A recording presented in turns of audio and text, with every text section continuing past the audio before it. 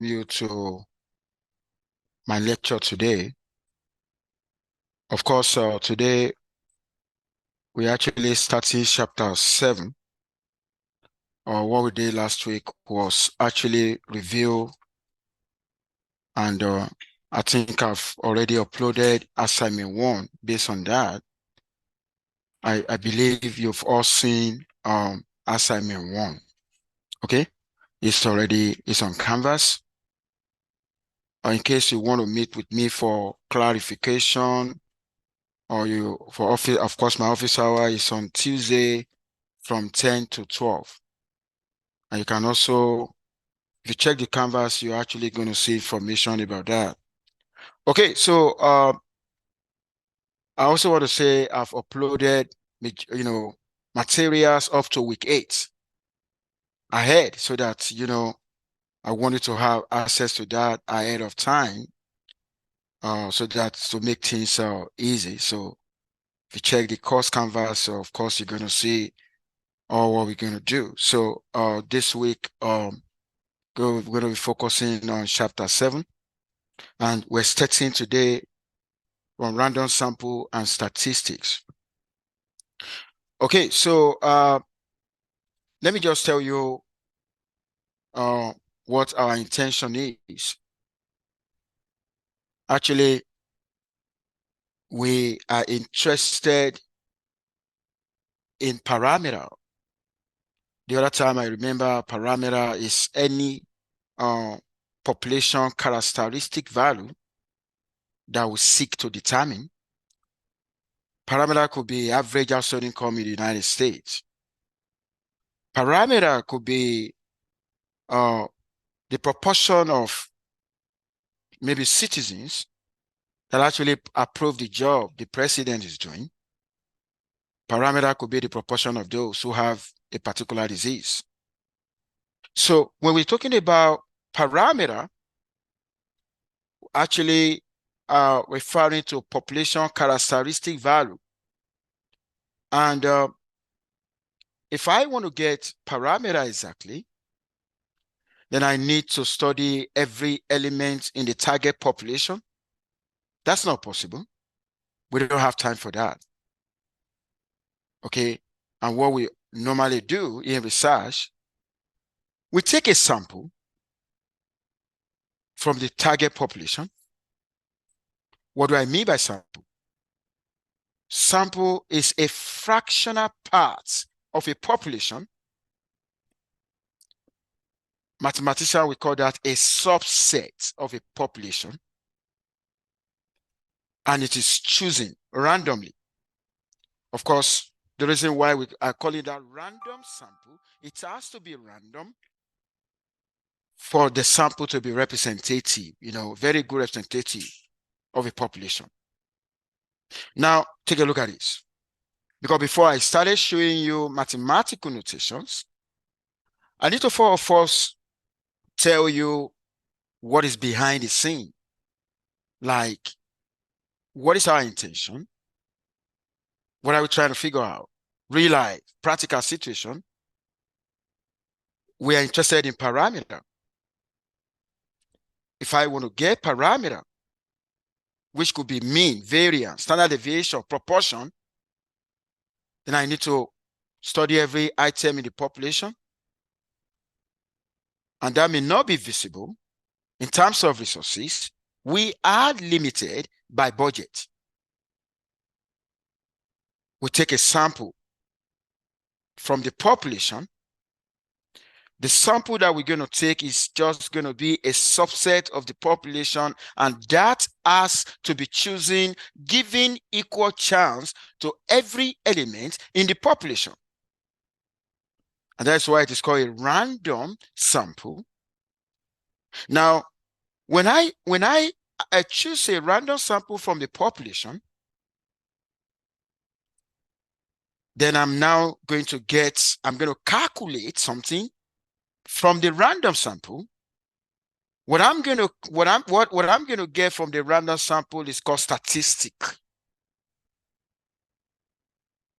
And that is the reason why we say the numerical If you the numerical characteristics of a population is parameter, numerical characteristics of a sample is statistic. I'm going to say that again. When you have figures, numbers that describe entire population, that's a parameter. But when you have something that describes the sample, numerical, for the sample, that's what we call statistic. Now, what we're now going to do in the end is, if our statistic is good, okay, we have a way to investigate whether the statistic that we obtain from the sample is fantastic. The moment it is great, then we can now use statistic to represent the unknown parameter. That's what we do. Okay, now, and that is the reason why it's going to look as if we are actually performing an experiment. Now, an experiment, of course, you don't need to be in physics lab or chemistry lab or biology lab to perform experiment. Life itself is an experiment. Anything that generates an outcome is an experiment. It could be favorable or unfavorable. Now, we're going to denote. So the random variable y that you are seeing now, it is what we observe from the sample. From the sample of a patient, a doctor could observe their blood pressure, the age, the height. They become random variable. So we're going to denote that as y. And let me tell you this. When you're working with random variable, you need to be able to know, are you dealing with discrete random variable, or you are dealing with continuous random variable? I told you the other time. Okay, now, whether discrete or continuous, every random variable has a probability distribution. I'm going to say that again. Whether a random variable is discrete or continuous, okay, there exists a probability distribution for that. Now, right here now, I'm assuming why do I say it has a PMF? That is, I'm assuming y is discrete. PMF means probability mass function. The probability mass function is a probability distribution for discrete random variable. When you hear PDF, of course, I'm actually saying the random variable is continuous. And of course, the probability distribution for continuous random variable is probability density function. Okay, now that is what you see f of y. Okay, now we normally like a situation where experiment will be repeated more than one time. Of course, when you conduct a survey, you want to investigate. You are not going to interview just one person. You're actually going to have repeated. Get what I mean? And when you go from one individual to another, it's more or less like you are repeating the experiment, where you are expecting to get different response from one individual to the other. Of course, they're basically going to have different perception about the question of interest. And we expect that to be independent. Okay? We expect that trial to be independent. We have a way to investigate that. Okay, now, which means we have n independent copies of y, where we're actually going to call that y1 up to yn. Okay, maybe I actually am interested, I don't know, annual outcome in the United States, and I actually want to take a sample. If I take a sample of 50 people in the United States, then I'm going to have y1 to y50. I told you the other time, I understand my statistics, mathematics by paying attention to notation. You actually need to see what a particular notation represents in reality. Okay, you see, you understand what I mean by y1 to yn. We stop at n. We are assuming we have n repeated numbers of trials. Any question? Okay, that's how I'm gonna review the materials in case you want to ask question. I will expect you to ask. Now, marginally, each yi has the same density function. Oh my God, why do I say each of them has the same density function? If I want to conduct a study, I need to identify my population of interest. My belief is that the population of interest, the distribution is the same. Whatever response I'm going to get from such population of interest, they will be identically distributed. That's exactly what we mean. Okay, now take a look at that. Now, I'm now going to say why. That was why you're saying why give me 1 second. I want to see whether this is going to work. Give me 1 second. If it's work, I'm going to. But okay, it should work. Now, when you take a look at that guy now, what is he saying? Oh, Y1. When you take a look at that guy now, what is he saying? Oh, Y1, Y2. What do you mean? What is the meaning of Y1, Y2? The Y1, the response I got from this guy. Y2, the response I got from another guy. Up to YN. IID means independently and identically distributed. The independent limit means, the response of one person does not depend on the response of another person, and they are all from the same target population. That is the kind of meaning, when you give meaning to all this, oh my God, anything that is that have a mathematical complexity is just going to be easy. Why they look difficult is because you don't relate them to real life. Okay, now that is why we actually have that. Now, we can now talk about the joint response. That is what you see here.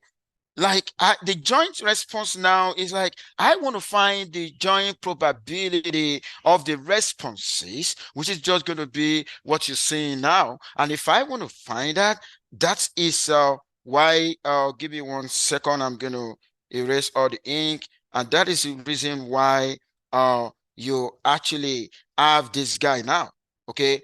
What that guy is talking about is that, okay, the join the f of y1 comma y2 up to yn. Then I can write, since they are independent, I can use multiplication rule in probability, where I'm actually going to say the probability of the joint can be written as a product of the marginals. That's exactly what we're talking about here. And you know what? If in scalar form, I'm going to have, in scalar form is when I'm actually multiplying the PDF of y1 by f of y2 up to f of yn. But if I want to write it in a short form, okay, if I want to write it in a short form, then I'm just going to write this. It's just going to be pi I start from 1 f of yi. That very pi indicates a product. The way, the same way you also have a summation sign where you are adding. This time around, we're multiplying. Before I leave this page now, is there anyone who need clarification on this page? Yeah, go ahead.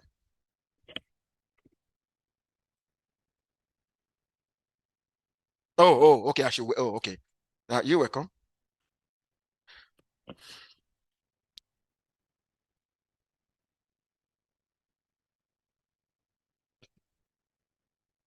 Okay, so is there anyone who is, the moment, I wanted to look at that line by line, the moment you get stuck with any of the line, like I said, rigorous theoretical statistics can be related to real life. If you cannot relate them, why are we studying them? Then we're wasting time.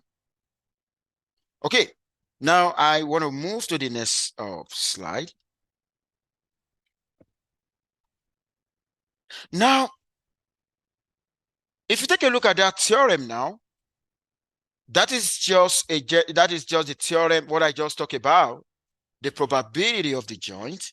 Okay, if y1 up to yn are independent, the joint probability can actually be written as a product of the marginal. Now, in this theorem now, okay, in this, now, this is what I'm going to say. Another thing is, if I'm working on a discrete random variable, I'm basically going to be using P of y to denote the PMF in this course.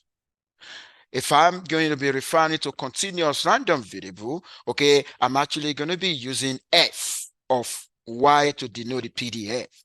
Now, if you take a look at this guy now, okay, give me 1 second. If you take a look at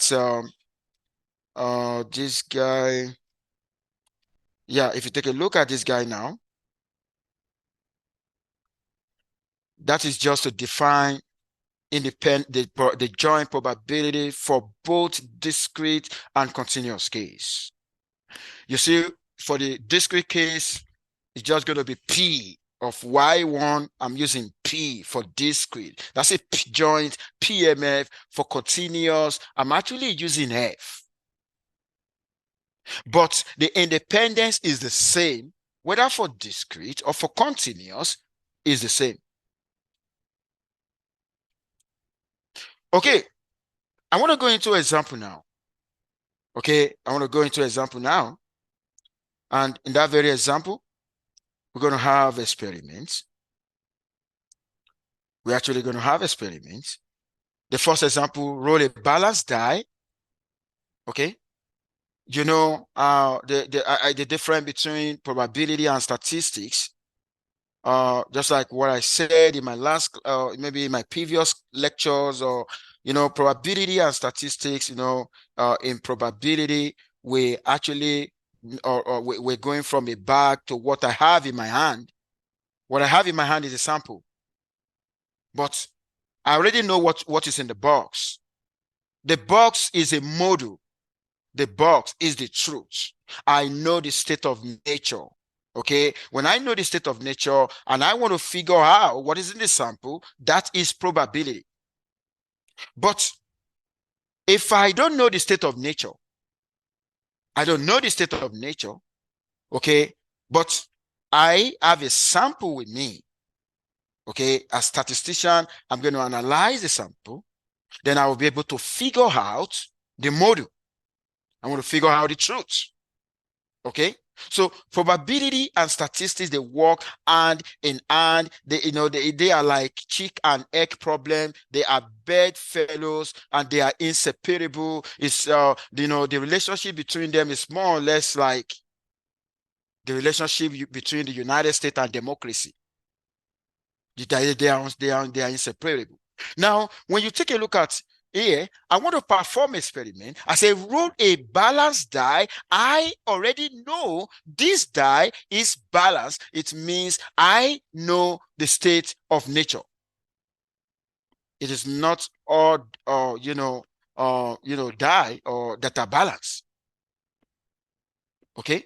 Now I can see. Now let yi the numbers of the ith row. Maybe I want to perform experiment tossing this die maybe so many times. But why do you think I want to perform experiments? Oh, I want to perform experiment because there is something in my mind that I'm looking for. If I don't have something in my mind, why am I performing experiments? Maybe I just want to see how many times does a particular number is going to show up, even though I know possibility. I know that in a die, we got 1, 2, 3, 4, 5, 6, which is the sample space when it is tossed once. Right now, and I actually let y to be y is going to be a random variable, which is just going to be whatever outcome that shows up in the trial, because I'm performing a random experiment, and the meaning of the random experiment is that it generates different results from trial to trial. That is why it is called random experiment, because it generates different results. Then it's a random variable.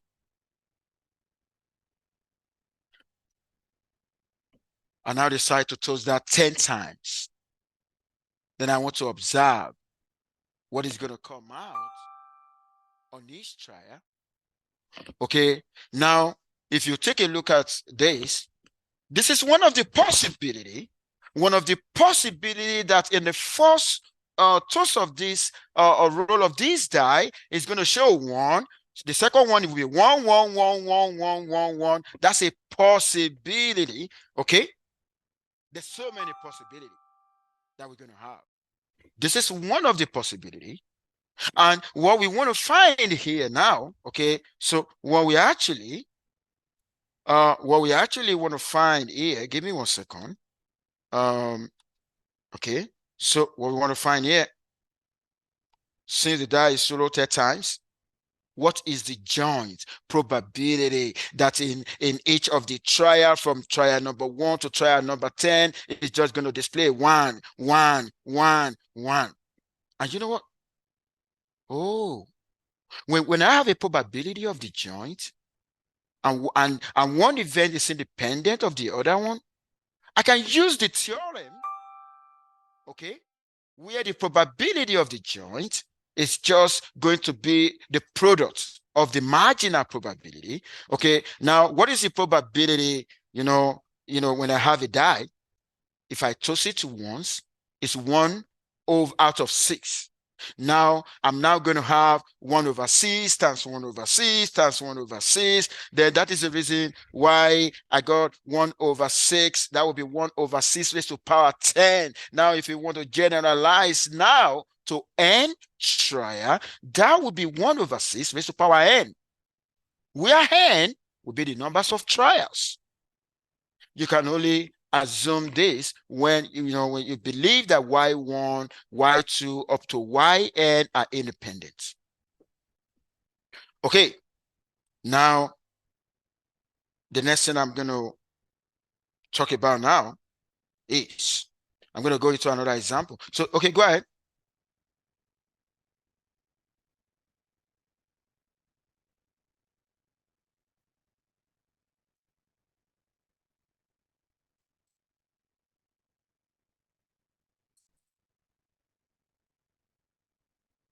What is the anticipated numbers of trial? 10. No, if it is 10, it's still going to be 1 over 6 raised to power 10.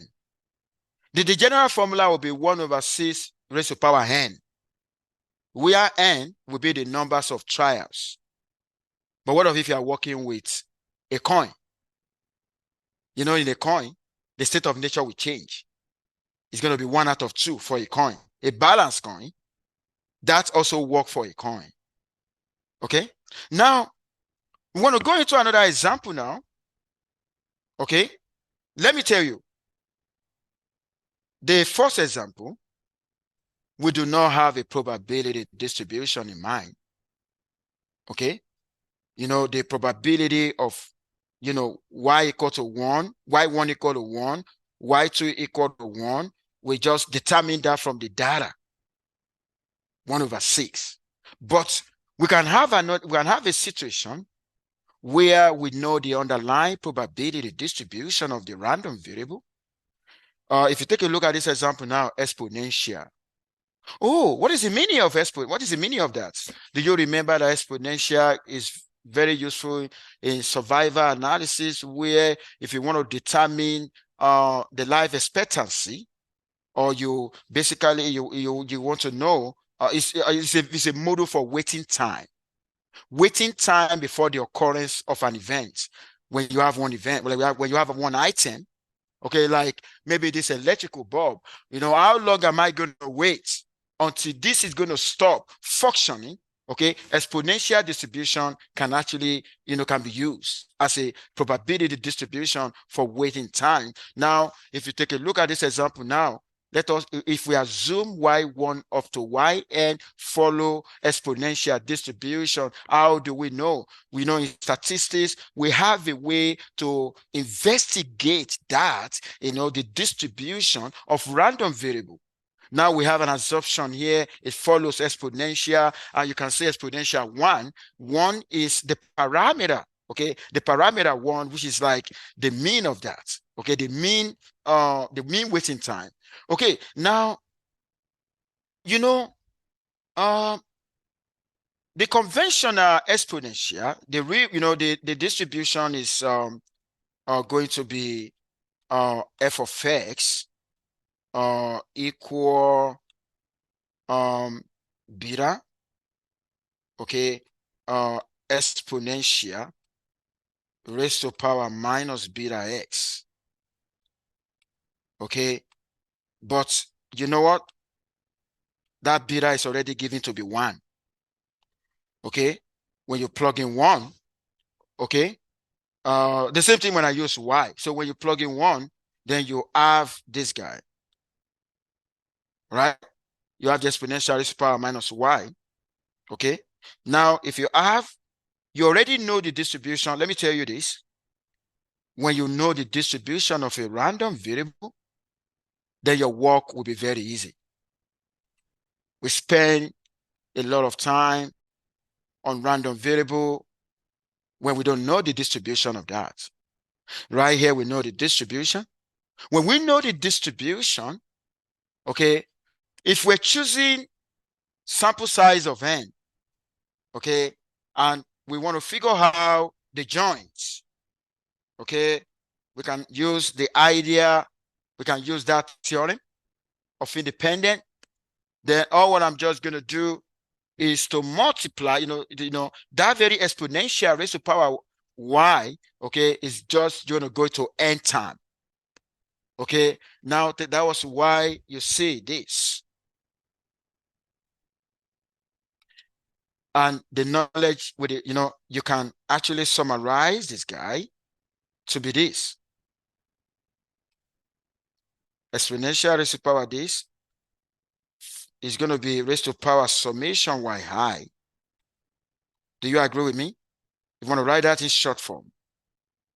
I is going to start from 1, okay, to n. Okay, that is the joint. Okay, so take a look at that. It's very easy here because we know the underlying distribution of the random variable. Okay, now I wanted to apply this, whatever distribution you're giving. You can be giving normal, you can be giving gamma, okay? You can be giving Weibull, you can be giving any kind of probability distribution.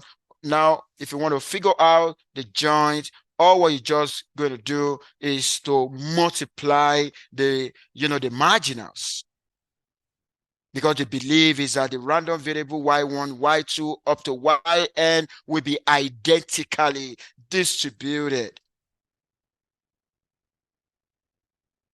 Okay, if that is taken, I'm going to go to is there anyone who doesn't understand this page before I go to the next page?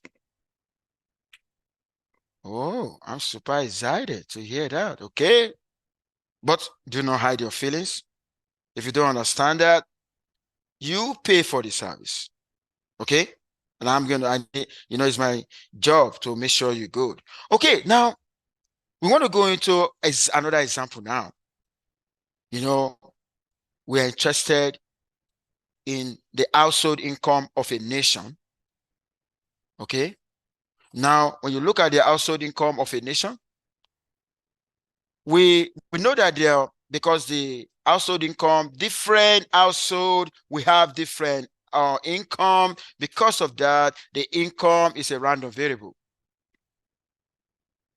Every random variable will have a probability distribution. So what I'm trying to say now, if y represent the household income, okay, if y represent the household income, then the f of y is going to be the probability distribution for income. But why am I using f of y here? Maybe I'm already assuming that income is continuous random variable. Okay, I told you the other time, when you know the distribution of a random variable, okay, what do we want to get from a random variable? You actually want to get the average. The average is what we call the expectation.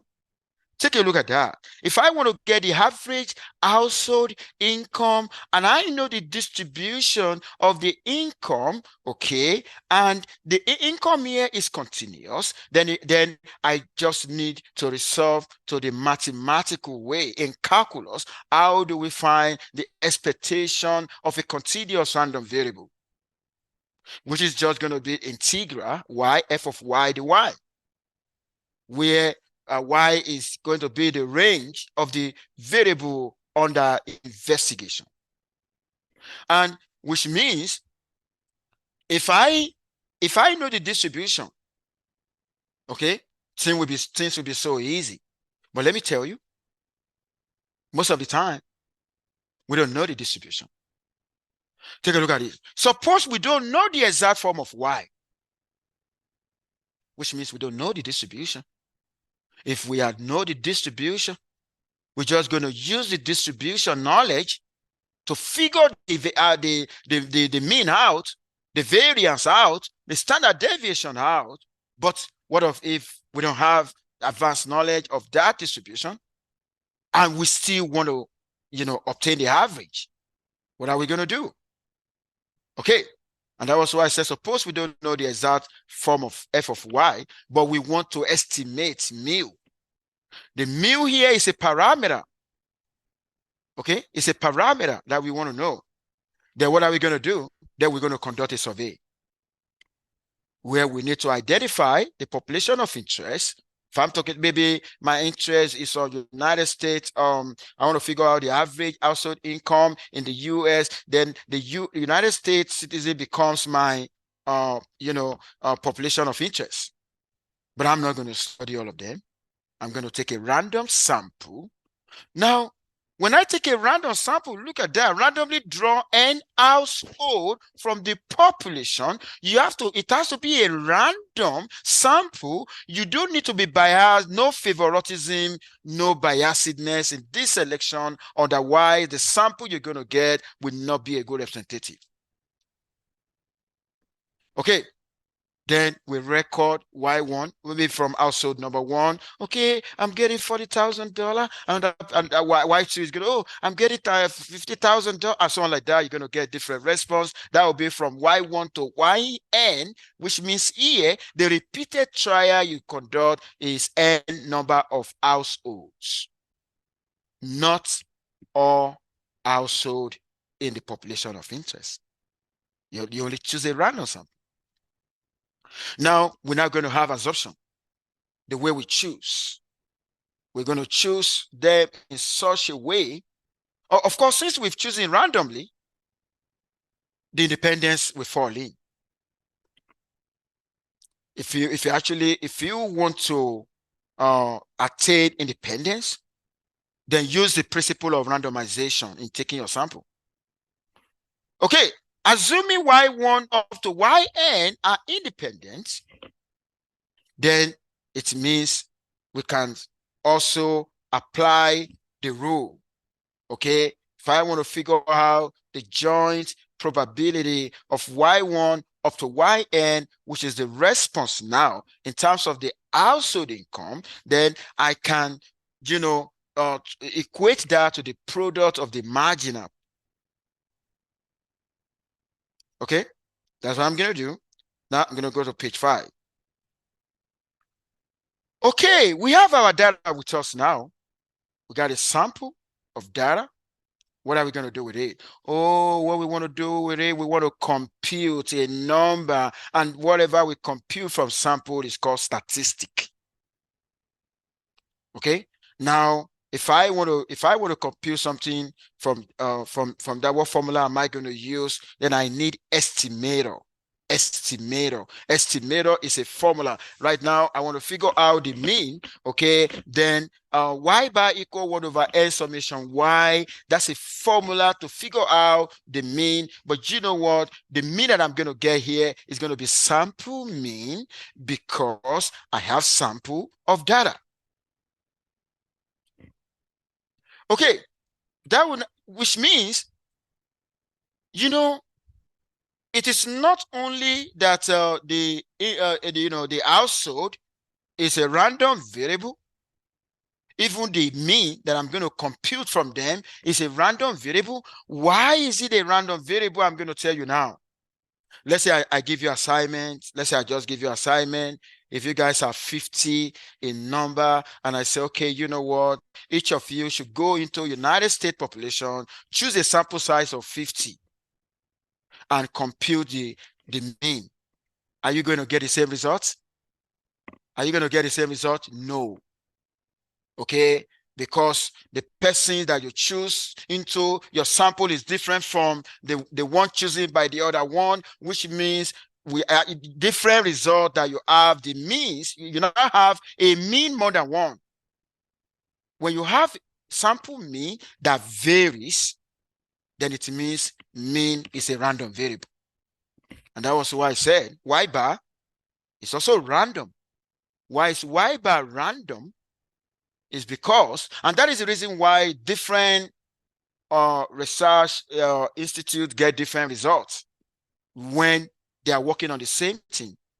For instance, when you listen to polls, election polls, okay, when you listen to CNN, MSBC, ABC, and the like, they are not going to get the same results for their polling because of the fact the participant they select for their study is different from the ones selected by the others. Then which one are we going to trust? When the sample mean become a random variable, what are we going to do?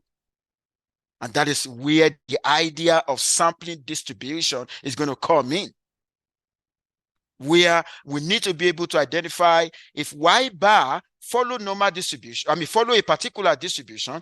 Okay, we're going to have, if I have 10,000 investigator, okay, I'm actually going to have 10,000 means, which means I'm going to have y bar 1, y bar 2, y bar 3, until I get to y bar 10,000. Okay, then I'm going to look at the probability of each of the mean, which is what we call sampling distribution. The idea of the sampling distribution is just going to tell us what is the possible values your mean can take, and with the associated or with the corresponding probability. Okay, now when you take a look at the table that I'm trying to show here, it's like distribution between population and a random sample.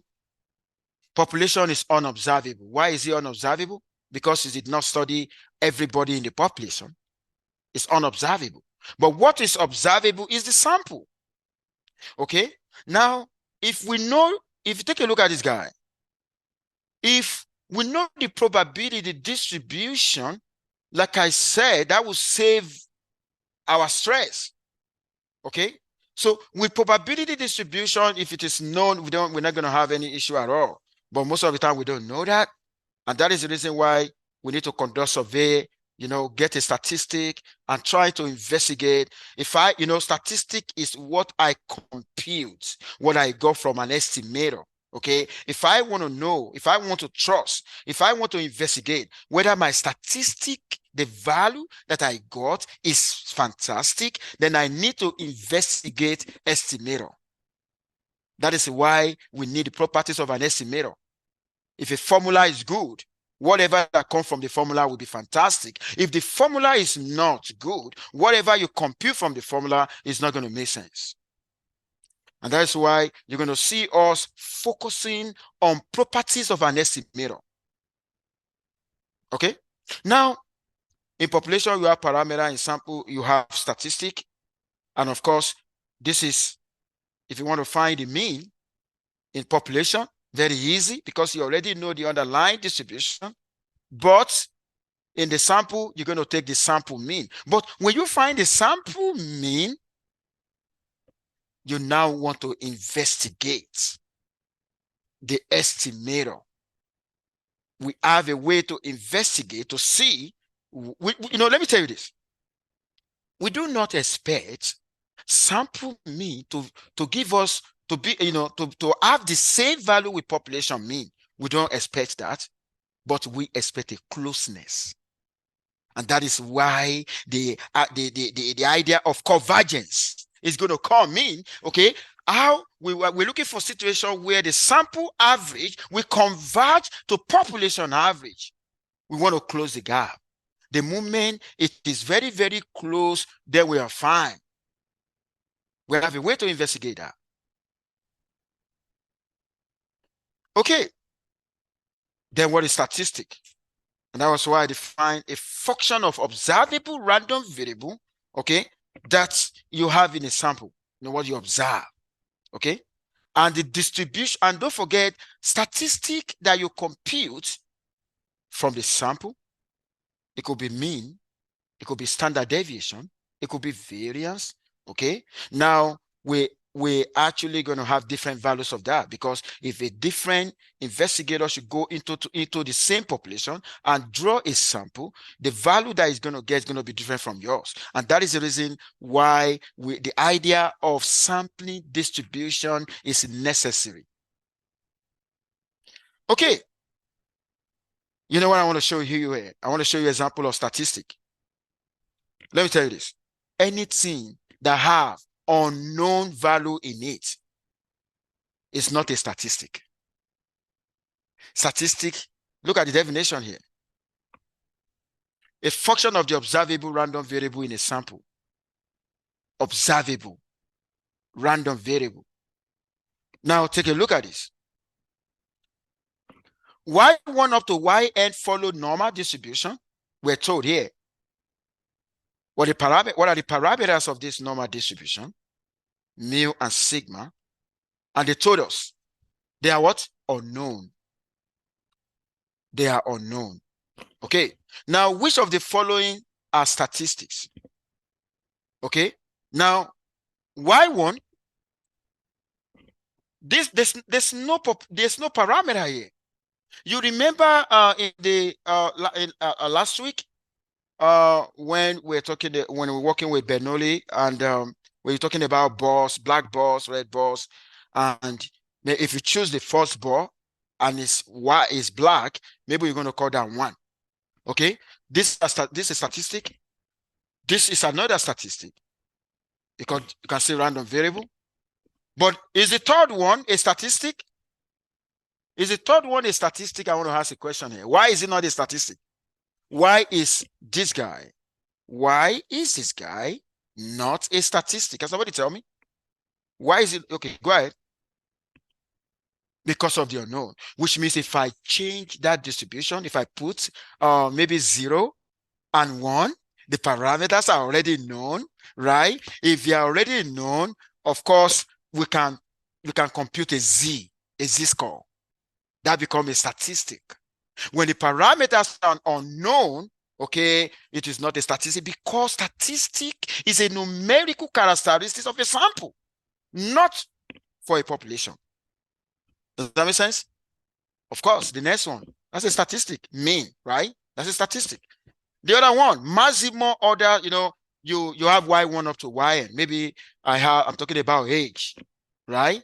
And I'm interested in the maximum of the age. That's a statistic, because I compute that from the data. The same thing applicable with the minimum. If I want to get the minimum, then if I have a minimum and the maximum, and I want to get the range, which is different between the minimum and the maximum, that's a statistic. Okay? So this, if you take a look at that, this is a statistic.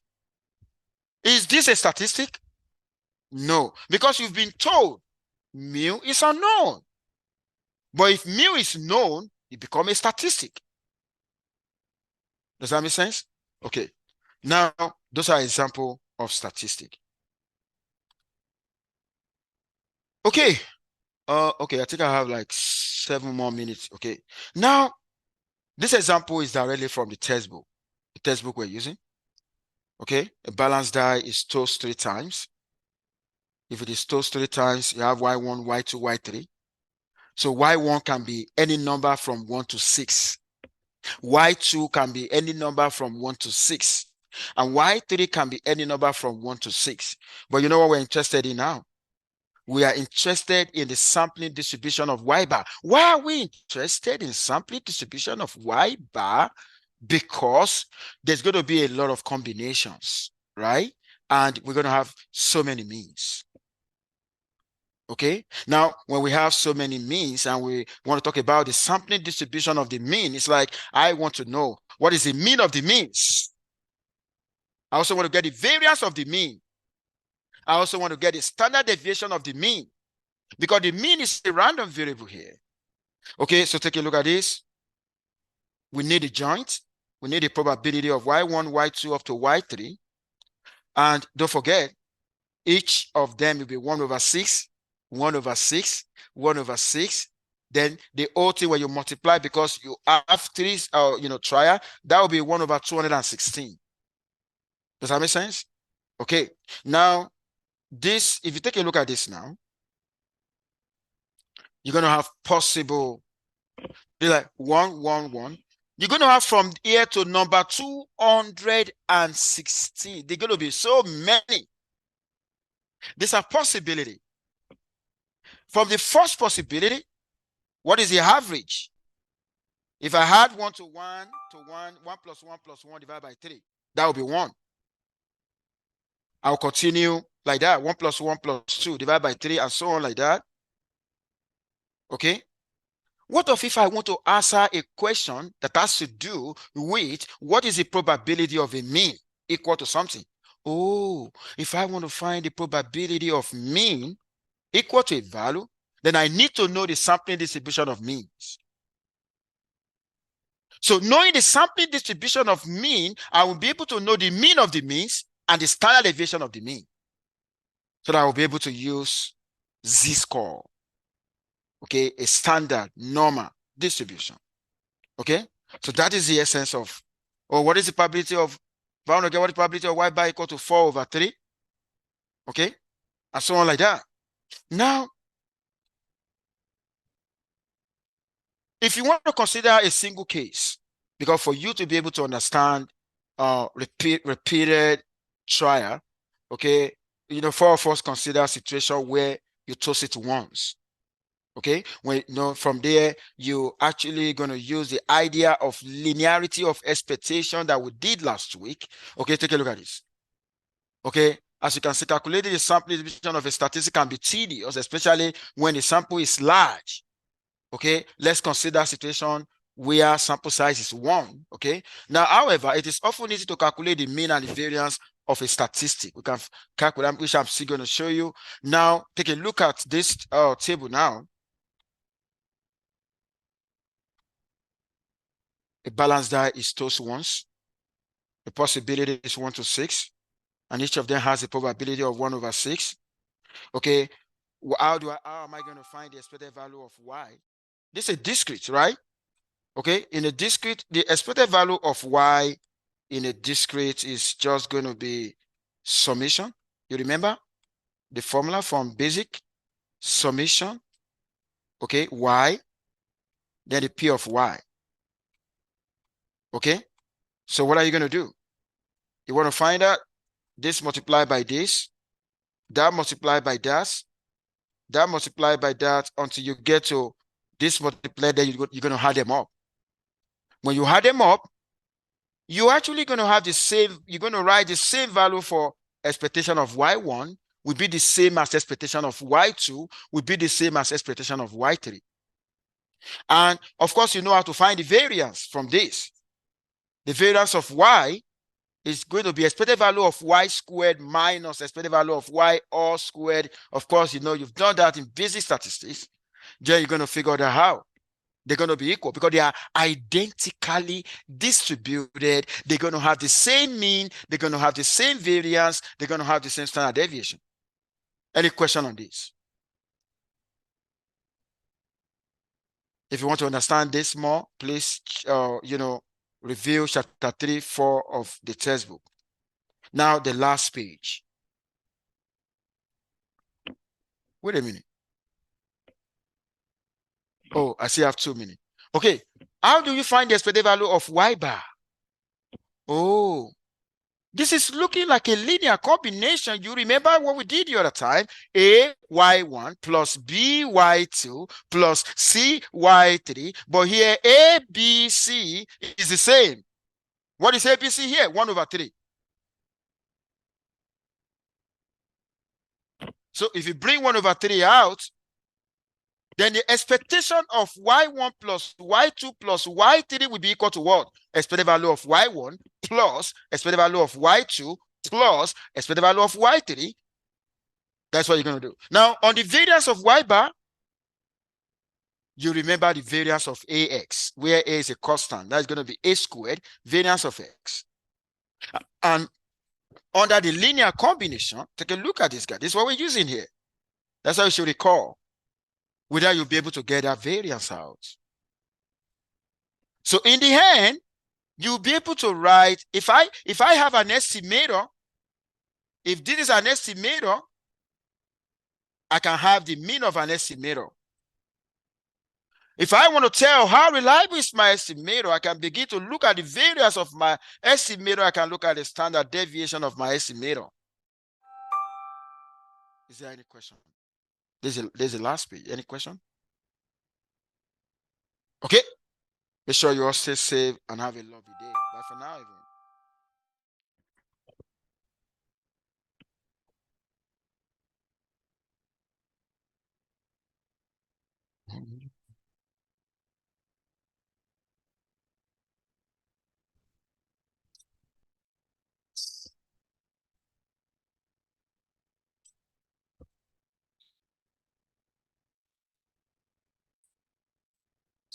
Oh, this is not going to be 1 over 6, 1 over 216.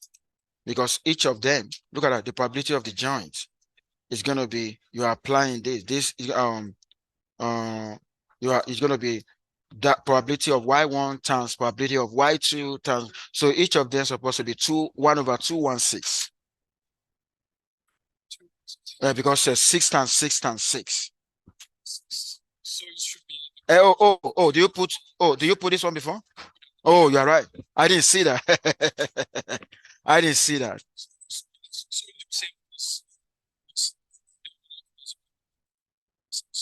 Yeah.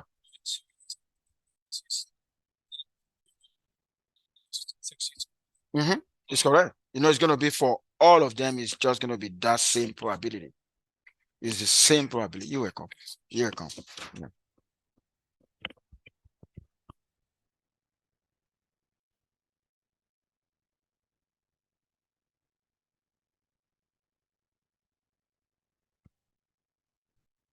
You're welcome. Yeah, yeah, right.